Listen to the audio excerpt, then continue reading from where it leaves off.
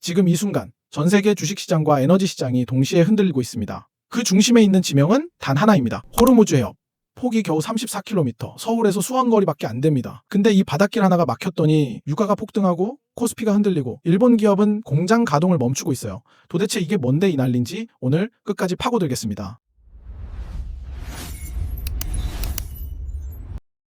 호르무즈 해협은 이란과 오만 사이에 위치한 좁은 바닷길입니다. 페르시아만을 대양으로 연결하는 유일한 해상 출구예요. 여기서 핵심 포인트가 있습니다. 수심이 얕아서 대형 유조선이 지나갈 수 있는 항로가 극도로 제한되는데 그 항로 대부분이 이란 영해를 통과해야 합니다. 이란이 사실상 이 바닷길의 열쇠를 쥐고 있다는 뜻입니다. 이란, 이라크, 쿠웨이트, 카타르, 사우디 이 나라들의 석유가 세상으로 나오는 거의 유일한 출구가 바로 여기입니다. 그리고 이 해협을 빠져나간 원유의 80% 이상이 아시아로 향합니다.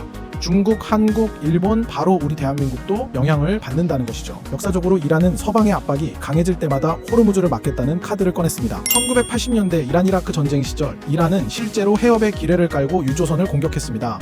수백 척이 피격됐지만 완전 봉쇄로는 이어지지 않았어요. 2012년엔 미국과 유럽의 핵제재가 강화되자 이란이 봉쇄를 공식 위협했습니다. 실제로 막진 않았지만 유가는 즉각 튀었죠. 위협만으로도 시장이 반응한다는 것이 증명된 순간입니다. 그런데 2026년은 달랐습니다. 2월 28일 미국과 이스라엘의 합동작전으로 이란 최고 지도자 하메네이가 사망했고 이란 혁명수비대는 바로 그날 VHF 무선으로 경고를 쐈습니다. 어떤 배도 통과를 허용하지 않겠다.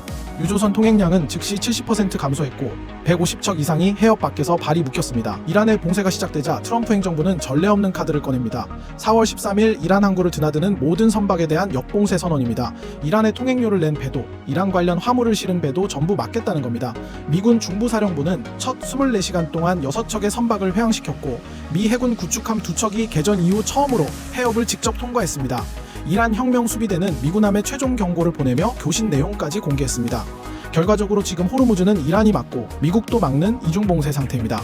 해협에 갇힌 선박만 수백 척, 오도 가도 못하는 선원만 약 2만 명이죠. 여기서 중요한 질문이 나옵니다. 미국은 셰일혁명 이후 세계 최대 산유국입니다. 중동 원유가 없어도 됩니다. 근데 왜 항공모함을 끌고 와서 직접 봉쇄에 나섰을까요? 첫 번째는 페트로달러 패권입니다. 전 세계 원유 거래는 달러로 이루어집니다. 호르무즈가 혼돈에 빠지면 달러 기반 원유 거래 시스템 자체가 흔들립니다. 두 번째는 이란 경제 압박입니다. 이란 원유 수출의 사실상 전량이 중국으로 가는데 이 돈줄을 끊으면 이란의 전쟁 지속 능력을 약화시킬 수 있습니다. 마지막으로는 중국 길들이기인데 중국은 이란산 원유의 최대 구매국입니다. 역봉쇄는 이란 압박이기도 하지만 동시에 중국을 향한 경제 압박 카드이기도 합니다. 중국이 처한 상황이 아이러니합니다. 중국은 이란산 원유 수출의 80% 이상을 사가는 최대 구매국입니다.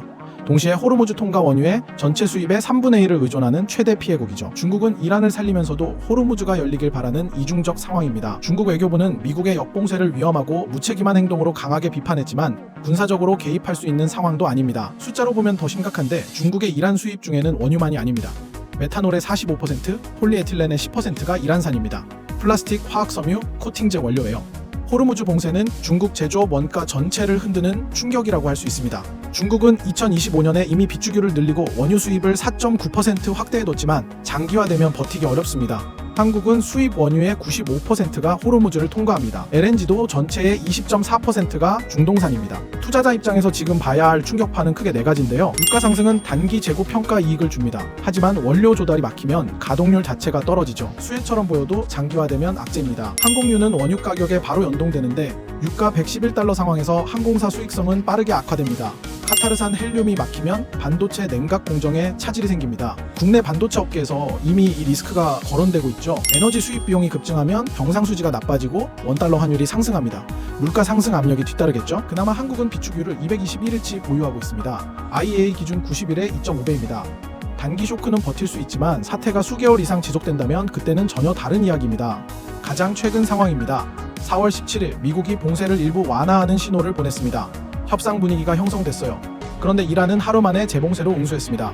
트럼프 대통령은 모든 발전소와 다리 파괴를 언급하며 강경 기조를 유지하고 4월 21일로 설정된 2주 휴전 시한을 앞두고 미국과 이란이 극한의 삿바 싸움을 벌이는 중입니다. IMF는 이미 올해 세계 경제 성장률 전망을 최대 1.3%p 하향 조정했습니다.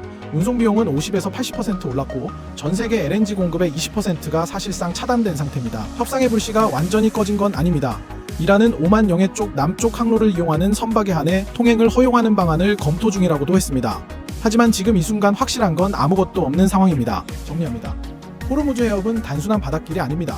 미국의 패권 전략, 중국의 에너지 생명선, 한국과 일본의 경제 기반이 한 점에서 교차하는 곳입니다. 그렇기 때문에 이 해협에서 뭔가 터지면 유가가 오르고 주식이 흔들리고 우리 지갑까지 영향을 받는 겁니다. 지금 투자자로서 봐야 할 변수는 세 가지입니다. 4월 21일 휴전 시한, 유가 방향, 그리고 미 이란 협상 진행 여부, 이 세 가지가 앞으로 시장의 방향을 결정할 겁니다. 영상이 도움이 됐다면 좋아요와 구독 부탁드립니다. 감사합니다.